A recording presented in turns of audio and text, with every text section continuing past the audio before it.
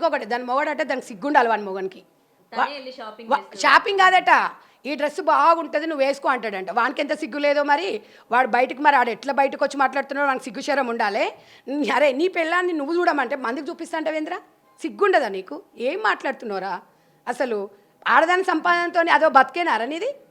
ఆడదాని సంపాదన సరిపోదారా? 50 కోట్లు ఇల్లు కట్టుకున్నావు. భక్తి ఛానల్ ఉన్నప్పుడు నీ భార్య ఎంత భక్తిగా ఉండే, ముద్దుగా నిండుగా ఉండే.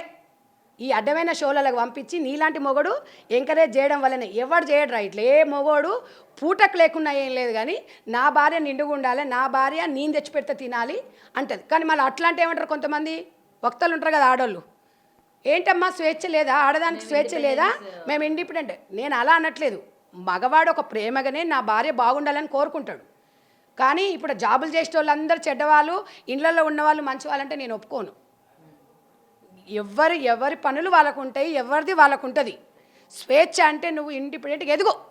నువ్వు ఎంబీబీఎస్ చేస్తావా, నువ్వు బీటెక్ చేస్తావా, విదేశాలకు పోతావా, ఫ్లైట్ నడుపుతావా, బిజినెస్ చేస్తావా, ఏం నేర్చుకుంటావా అనేది అది నీకు స్వేచ్ఛ. ఇంకొకటి, నువ్వు వ్యక్తిగతంగా సహజీవనం చేస్తావా, ఇద్దరిని చేస్తావా, నలుగురితో చేస్తావా, నీ ఇష్టం. అది పబ్లిక్లకు వస్తే మాత్రం కష్టం. అది స్వేచ్ఛ అనేది అక్కడే ఉంటుంది. స్వేచ్ఛకి రెండు తేడా. ఇక్కడ మూసుకున్నంత వరకే గోప్యతమ్మ, బయటకు ఓపెన్ అయిన తర్వాత పబ్లిక్ అయిపోయిన తర్వాత పబ్లిక్ని ఎవరు కట్టడం చేయలేము.